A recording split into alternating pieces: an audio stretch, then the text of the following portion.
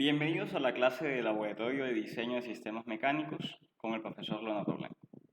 En este video hablaremos sobre la selección de rodamientos. Comenzaremos aprendiendo sobre la selección del tipo de rodamiento para una aplicación dada, la información requerida para la selección, cálculo de carga equivalente, la selección basada en carga estática y la selección basada en la vida del rodamiento. Es importante que tengamos en cuenta los distintos tipos de rodamientos a considerar, siendo estos diferentes entre ellos de acuerdo al tipo de elemento rodante y de acuerdo a configuración en la carrera del rodamiento. Recordemos que tenemos rodamientos de bolas de ranura profunda, de contacto angular, que sigue usando elementos esféricos como elemento rodante, pero tiene la configuración de una carrera para soportar carga axial, evitando que hayan desplazamientos axiales a causa de cualquier carga aplicada. Rodamientos cilíndricos, elementos rodantes son cilindros, cónicos, es la variante de los cilíndricos para soportar carga axial, y los rodamientos axiales en sí, soportar cargas axiales muy altas. Entonces, la selección del tipo de rodamiento se basa en la magnitud de la carga radial y axial. Cuando tenemos cargas axiales y radiales bajas o medias, podemos considerar elementos rodantes esféricos, básicamente rodamiento de bolas. Carga radial baja y media, rodamiento de bolas. Carga axial baja, podemos seguirlo usando. Cuando se incrementa la magnitud de la carga radial, ya no es conveniente usar elementos esféricos como elementos rodantes, sino elementos cilíndricos. La explicación es bastante sencilla. Es buscando distribuir el esfuerzo en un mayor área. Si tenemos un elemento rodante y aplicamos una carga axial que va vertical a la figura mostrada, los puntos de contacto van a ser un punto en la parte baja de la esfera y un punto en la parte alta. Todo el esfuerzo aplicado y generado durante la operación se va a concentrar en ese punto. Si la fuerza es muy alta, a un área pequeña de contacto el esfuerzo va a ser demasiado alto, llevando la falla del elemento. Entonces, si tenemos cargas altas, lo que buscamos es usar elementos cilíndricos de forma tal que distribuyamos el esfuerzo no en un punto, sino en una línea. ¿Sí? Si la carga va aplicada vertical de forma radial al eje, todo el esfuerzo se va a distribuir, o el contacto se distribuye en una línea y no en un punto, al tener un elemento cilíndrico en vez de esférico. Entonces, estamos distribuyendo la misma magnitud de fuerza en un área mayor, haciendo que el esfuerzo disminuya.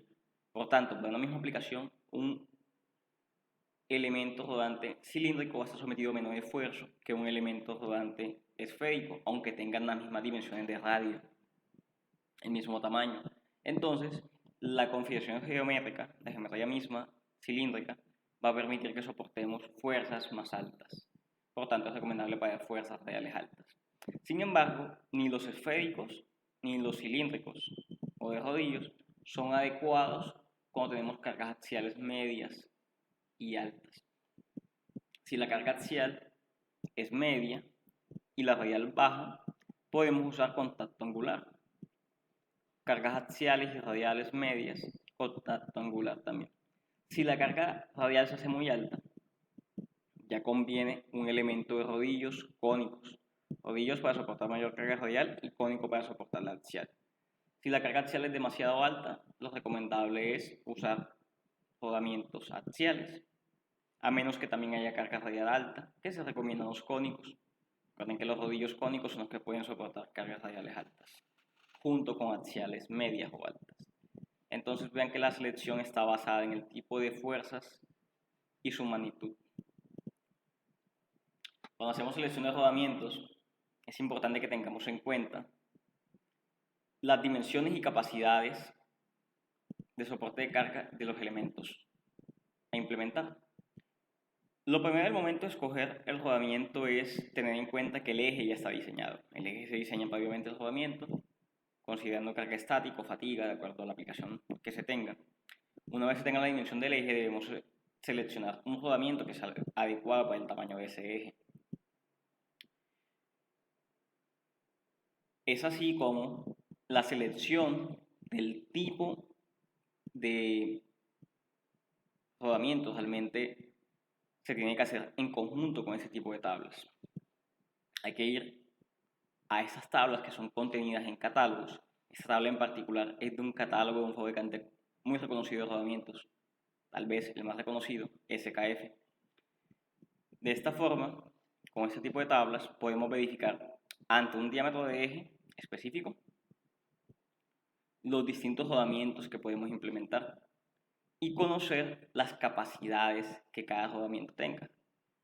Entonces aquí tenemos capacidades dinámicas, C, capacidades estáticas y límites de fatiga o de carga de fatiga. Entonces, es ir por esas tablas del catálogo verificando qué rodamientos existen para el diámetro de eje que tenemos y se pueden identificar las distintas capacidades. Si uno va a las tablas de rodamientos esféricos y las compara con las tablas de rodamientos cilíndricos, se va a dar cuenta que las capacidades estáticas y dinámicas del rodamiento cilíndrico va a ser mayor que las del esférico. Entonces, realmente, al momento de seleccionar qué tipo de rodamientos vamos a usar, debemos irnos a esa tabla, comparar las cilíndricas con las esféricas, con las rodillos cónicos, con las de contacto angular, hacer la comparación de cada una de ellas y observar cuál tiene las capacidades adecuadas de acuerdo al tipo de carga y la magnitud de las cargas que estamos manejando. Entonces, este tipo de tablas que vienen en los catálogos de los fabricantes son las que debemos usar. Cuando hacemos la selección, vean que las tablas aquí incluyen una referencia comercial, unas designaciones, que son las que nos dicen cuál es el elemento a comparar. Si escoges un 70 de diámetro interno con 100 de diámetro mayor, la referencia adecuada va a ser esta. Entonces, esa es la forma en la que designamos en el proceso de compra cuál es el rodamiento que vamos a escoger. Lo siguiente a tener en cuenta es que los rodamientos pueden estar sometidos a cargas radiales y axiales. Sin embargo, el proceso de selección se hace basado en una única carga, que es la carga P equivalente, que esa debe ser calculada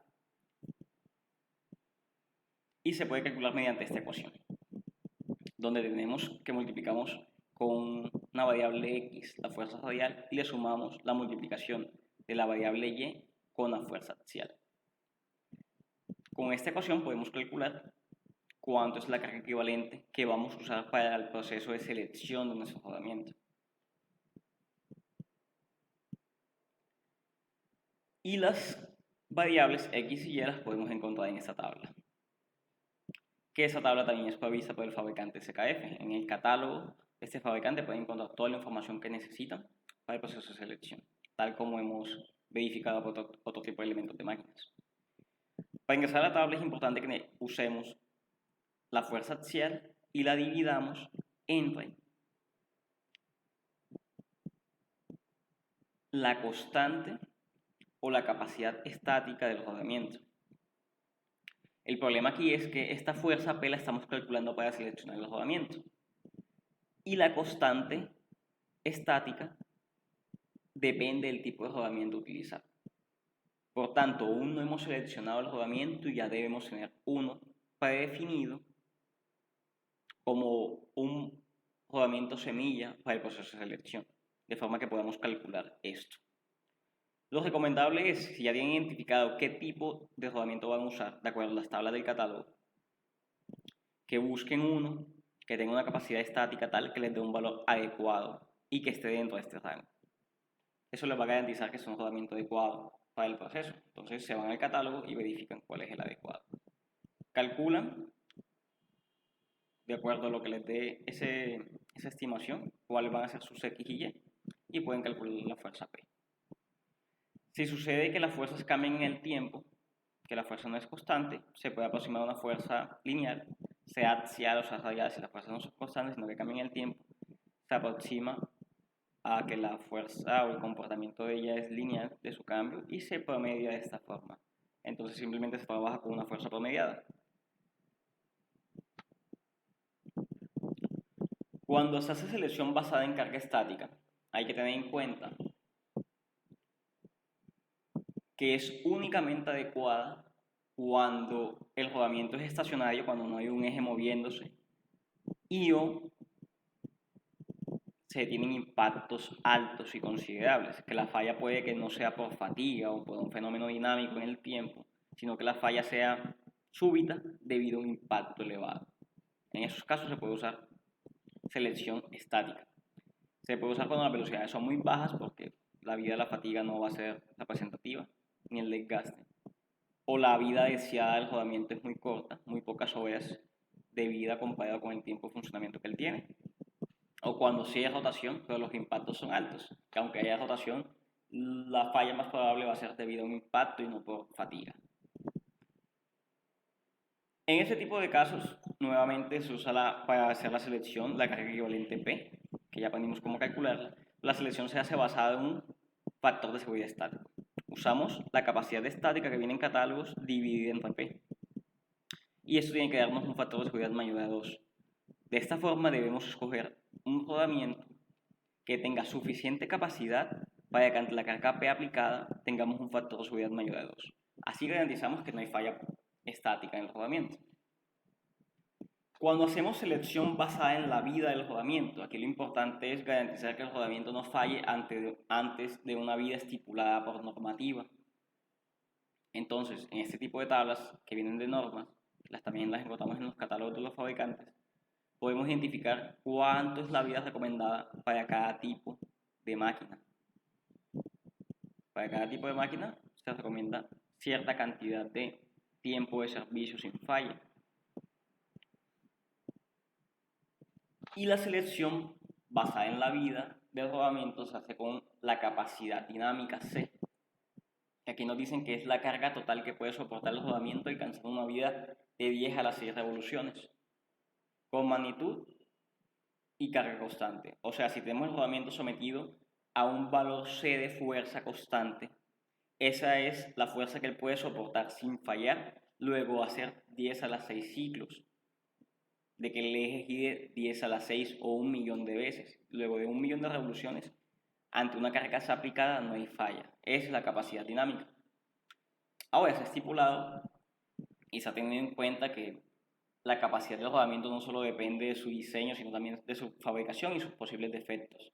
Entonces, algunos fabricantes como SKF, que es el que nos estamos guiando en este proceso de selección, tienen en cuenta la probabilidad de que hayan defectos en el rodamiento. Entonces, se lo estipulan como la carga sin que haya falla antes de 10 a las 6 revoluciones para el 90% de un lote. Solamente garantía de que el 90% no va a fallar antes de esa cantidad de revoluciones. El 10 restante puede que fallen en menos revoluciones que 10 a las 6. En ese proceso de selección lo que se hace es calcular cuánto es la capacidad requerida mediante esta ecuación, que tiene en cuenta la vida deseada que se obtiene de las tablas que analizábamos. Se usa un coeficiente K que depende del tipo de rodamiento, si es rodillos o bolas, y la carga equivalente P. Lo que necesitamos es que la capacidad del rodamiento sacado de catálogo seleccionado sea mayor que la calculada, como la C requerida. Ahora, como la C del catálogo, lo más probable es que sea distinta a la requerida, porque esto es estandarizado, se viene de catálogo. Hay que calcular cuánto va a ser la vida verdadera del rodamiento ante la capacidad